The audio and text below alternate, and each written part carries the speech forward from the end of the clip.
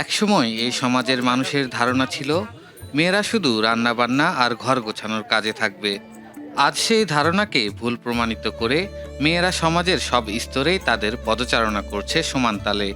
শিক্ষক, doctor, engineer থেকে শুরু করে ট্রেন, এমনকি আকাশের বুকে বিমান উড়াচ্ছেন বাংলাদেশের মেয়েরা। প্রচলিত ধ্যান ধারণা ভেঙে নিজেদের দক্ষতা ও সক্ষমতার প্রমাণ দিচ্ছে প্রতিনিয়ত।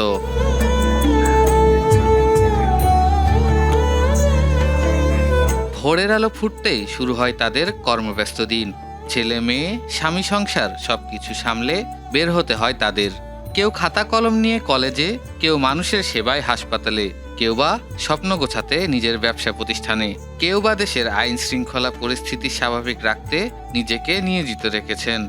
সমাজের প্রচলিত ধারণা ভেঙে ডাক্তার, অ্যাডভোকেট, শিক্ষক, পুলিশ কিংবা ফায়ার সার্ভিসের মতো চ্যালেঞ্জিং পেশায় নিজেদের দক্ষতা ও সাহস দিয়ে জায়গা করে নিচ্ছেন নারীরা। আসলে আমার জন্য পথ চলাটা এতটাও সহজ ছিল না। একজন মেয়ে হিসেবে স্ট্রিটে বিজনেস করাটা অনেক টাফ একটা বিষয়। তো আলহামদুলিল্লাহ চেষ্টা ছিল, আপনজনের পাশে ছিল, সাপোর্ট ছিল, যার কারণে হয়তো এত দূর আসতে পারছি, আজকে হয়ে উঠছি ভালোবাসার বগুড়ার ফুটাতে। একটা মেয়ে যখন লড়াই করবে, সে যেন মাঝপথে তার লড়াইটা না ছেড়ে দেয়, সে যেন তার সংগ্রামটা চালিয়ে যায়। আমি মনে করি যে সামনে বিজয় থাকবেই। আমার জব লাইফ টোটাল 10 ইয়ার্স। আমি প্রজেক্ট বলেন, ফাস্টফুড বলেন, কসমেটিক্স, ফার্মেসি সবকিছুতেই জব করেছি মোটামুটি। আমি যখন এখানে এসেছি হয়তো অনেকে সাপোর্ট করেছে, অনেকে করেনি, কিন্তু এখন দেখা যাচ্ছে যে ম্যাক্সিমাম মানুষ আমাকে অনেক হেল্প করে। একটা নির্দিষ্ট টাইমের মধ্যে আসা, নির্দিষ্ট টাইমের মধ্যে কাজ কমপ্লিট করে আবার যাওয়া, এটা আসলে প্রথমত কষ্ট হলেও মজা নিয়ে করতে হবে, না হলে তো আসলে চাকরি করতে পারবো না। যদি মনে করি না এত পরিশ্রম, এত কষ্ট কিভাবে করবো, কিভাবে সামলাবো, এটা তো এইভাবে হয় না। আমরা প্রথমত এটা মনে নিয়েই আসি যে আমাদের পরিশ্রম করতে হবে, সংসারটাও সামলাতে হবে, বাচ্চাকে সময় দিতে হবে। এভাবে এই সময়ের মধ্যে যে কাজ করতেছি, এটাতে আমাদের ভালো লাগে। পেশাতে আমার মা মূলত আমাকে অনুপ্রাণিত করেছে যে মহিলাদের জন্য এই আইন পেশাটা অনেক ভালো, আর এই পেশাতে এসে আমাকে অনেক ভালোই লাগে। অনেক অসহায় আছে, অসহায় নারী আছে, তাদের ন্যায় বিচার দিতে পারি। জান্নাত তারাদিন 250 শয্যা বিশিষ্ট মোহাম্মদ আলী হাসপাতালে আবাসিক সার্জন হিসেবে কর্মরত আছি।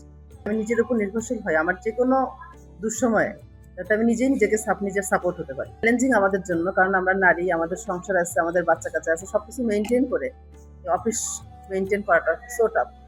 আমি শিক্ষক বা যাই কিছু হই না কেন, আমি অবশ্যই সমাজের এমন একটা জায়গায় যাব যেখান থেকে আমি নারী পুরুষ নির্বিশেষে সবার কল্যাণে একটা অবদান রাখতে পারবো।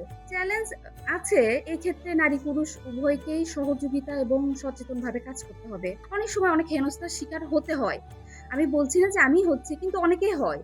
এই ক্ষেত্রে কর্তৃপক্ষকে সজাগ দৃষ্টি রাখতে হবে, কঠোর পদক্ষেপ নিতে হবে, এবং আমি আমার অধিকারটা সম্পর্কে, আমার সম্মানটা সম্পর্কে আমাকে সচেতন হতে হবে। জেলা মহিলা অধিদপ্তরের কর্মকর্তারা বলছেন, নারীর ক্ষমতায়ন নিশ্চিত করতে সরকার বিভিন্ন কর্মসূচি বাস্তবায়ন করছে।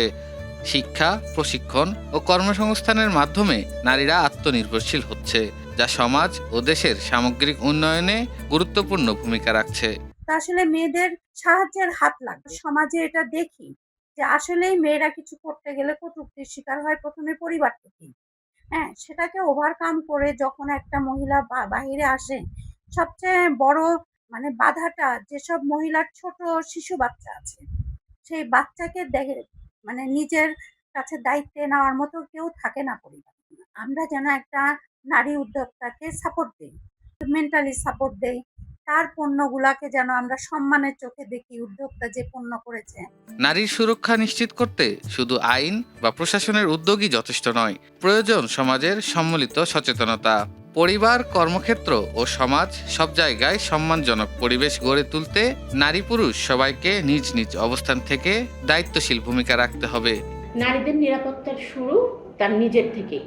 তার নিজেকে প্রথমে সচেতন হতে হবে, কোন ধরনের আচরণে সে প্রতিবাদ করবে সেই বিষয়ে তাকে সতর্ক থাকতে হবে, এবং খুব অল্প বিরূপ আচরণেই আমাকে আমার অধিকার সম্পর্কে সচেতন থেকে প্রতিবাদ জানাতে হবে। আমাকে কোনো ধরনের হেনস্থার শিকার হলে সেটি আমার পরিবারের সদস্য, সে হতে পারে তার স্বামী, বন্ধু, ভাই বোন, বাবা মা, তাদেরকে সেটা শেয়ার করতে হবে এবং আমাদের বাচ্চাদের ছেলে মেয়ে উভয়কেই আমরা ছোট বয়স থেকেই 3-4 বয়স থেকেই তার প্রাইভেট পার্ট সম্পর্কে শেখাবো এবং তার ভালো স্পর্শ এবং খারাপ স্পর্শ সম্পর্কে যদি আমরা একটা শিশুকে ছোটবেলা থেকে শেখাই তাহলে ভবিষ্যতে যে কোনো ধরনের নির্যাতন কমে আসবে বলে আমি আশাবাদ ব্যক্ত করি। নারীর সাহস, দক্ষতা ও পরিশ্রমই বদলে দিচ্ছে সমাজের চিত্র। সমান সুযোগ, নিরাপত্তা ও সম্মান নিশ্চিত হলেই নারীর অগ্রযাত্রা আরও শক্তিশালী হবে।